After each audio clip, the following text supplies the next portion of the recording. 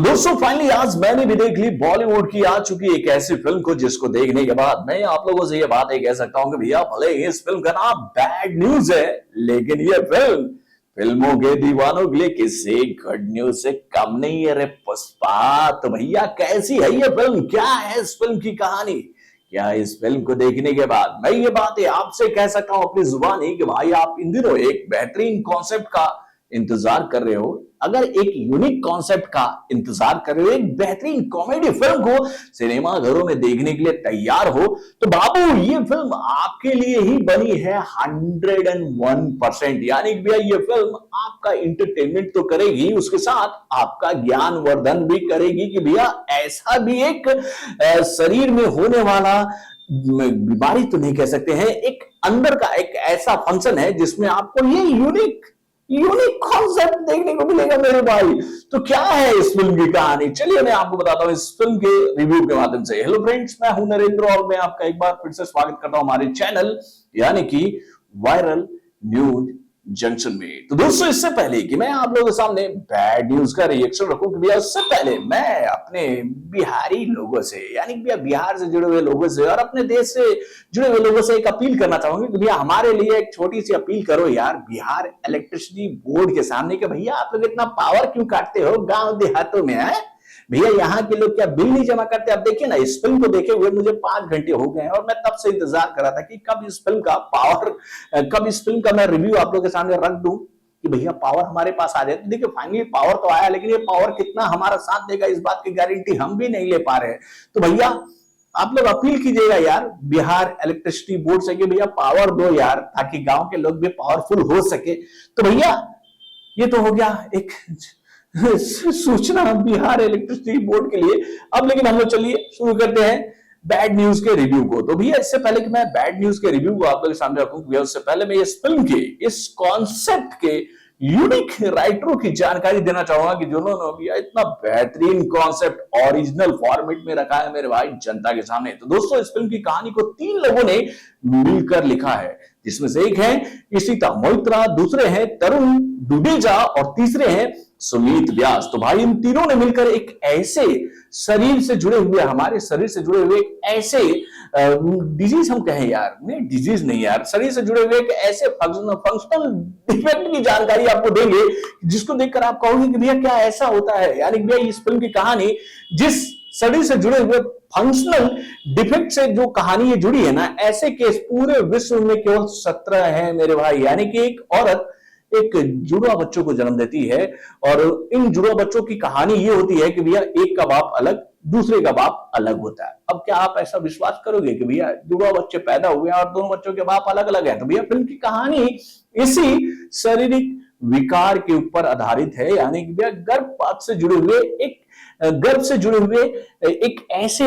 विकार की कहानी आप लोगों के सामने लेकर आ रही है जिसके केस पूरे विश्व में केवल 17 है। इस विकार के बारे में क्या जानकारी हम लोग को मिली है कि भैया इस डिजीज को कहते हैं हेट्रोपैटर्नल सुपर फंगेशन। भैया बड़ा ही टिपिकल नाम है मेरे भाई। तो दोस्तों इसी डिजीज के ऊपर में इस फिल्म की कहानी टिकी हुई है कि भाई ऐसा लोचा हो जाता है 2 कलाकारों के बीच में कि भैया वो आपस में भिड़ जाते हैं। क्या बे हमारे बच्चे का बाप तू कैसे है, कैसे तू बाप हो सकता है हमारे बच्चे का। यानी कि इस फिल्म की कहानी 3 किरदारों के इर्द गिर्द घूम रही है, जिनकी कहानी को लेकर आ रहे हैं डायरेक्टर आनंद तिवारी। यानी कि इस फिल्म की कहानी सलोनी, अखिल चड्ढा और गुरवीर के इर्द गिर्द घूम रही है मेरे भाई। सलोनी जो कि भैया तृप्ति धिमरी है, जिनके सपने बड़े बड़े हैं, यानी कि वो एक बहुत ही बेहतरीन शेफ है और वो अपने कैरियर में एक ऐसा अवार्ड पाना चाहती हैं जो कि एक शेफ के लिए किसी सम्मान से कम नहीं होता है। यानी कि भैया आओ भगत करने वाला सबसे बड़ा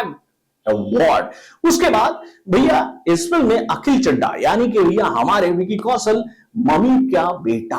मम्मी का प्यारा बेटा का किरदार निभा रहे हैं, जिनको प्यार हो जाता है सलोनी से, लेकिन सलोनी से प्यार करते करते वो अपनी मम्मी की बातों का ध्यान हमेशा रखते हैं और यही बात सलोनी को अखड़ जाती है कि भैया शादी हमसे किए हो, बतियाते अपनी मां से ज्यादा हो। यानी कि हर चीज की जानकारी अपने मम्मी को देना जरूरी है क्या, मम्मी का बेटा। और यही वजह होता है कि भाई सलोनी और हमारे विकी कौशल का जो प्यार है वो लंबा चल नहीं पाता है और इन दोनों के बीच में ब्रेकअप हो जाता है, यानी कि शादी के बाद फटाफट इन लोगों का तलाक हो जाता है और ये दोनों अलग हो जाते हैं। और उसके बाद सलोनी जो है वो दिल्ली से निकलकर पहाड़ी वादियों में चली जाती है और वहां पर एक होटल में काम करने लग जाती है, जिसका मालिक होता है कौन, तो भैया गुरवीर, यानी कि एमी विर्क। तो भाई एमी विर्क पहली ही नजर में दिल दे बैठते हैं किसको, तो भैया सलोनी से। और भाई ये दोनों प्यार के गाड़ी को आगे बढ़ाते हैं कि उससे पहले पुशअप मिलता है कैसे सलोनी को कि भाई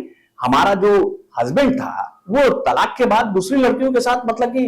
फ्लर्ट कर रहा है। और यही बात देखकर सलोनी जो है वो गुस्से में गुरवीर के साथ हम बिस्तर हो जाती है। इससे पहले कि भैया गुरवीर और सलोनी का प्यार आगे बढ़ पाता कि भाई विकी कौशल को अपनी गलती का एहसास होता है और वो मिलने पहुंच जाते हैं सलोनी से। और सलोनी को भी एहसास होता है कि मेरा पति मेरे पास वापस आ रहा है, यानी कि उनके बीच में जो भी कुछ हुआ है उसको खत्म करते हुए वो उनके साथ भी हम बिस्तर हो जाती है। और यहीं से कहानी में एक जबरदस्त ट्विस्ट आता है 6 हफ्तों बाद, जब पता चलता है कि सलोनी अब प्रेग्नेंट है और वो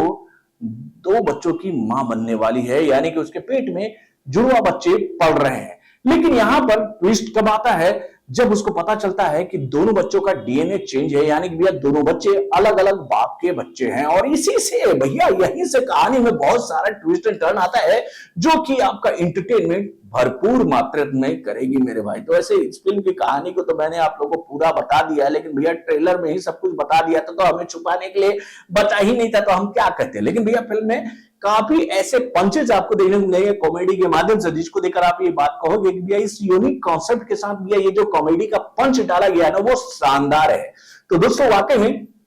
फिल्म तो मुझे काफी अच्छी लगी है, जिसकी वजह से मैं आप लोगों से ये बात कह रहा हूं कि भैया इन दिनों अगर आप एक यूनिक कॉन्सेप्ट का इंतजार कर रहे थे, एक बेहतरीन कहानी का इंतजार कर रहे थे, तो ये फिल्म आपके लिए ही बनी है। अगर इस फिल्म को देखने के बाद आप लोग मुझसे ये सवाल पूछोगे कि भैया इस फिल्म को मैं कितना स्टार देना चाहूंगा, तो भाई मेरे हिसाब से ये फिल्म 3 स्टार डिजर्व करती है। तो बॉलीवुड से जुड़े और भी कई सारे खबरों को जानने के लिए हमारे चैनल यानी कि वार्न जंक्शन को सब्सक्राइब करना ना भूलिएगा और हमारे अपडेट्स को जानने के लिए बेल आइकन को जरूर दबाइएगा।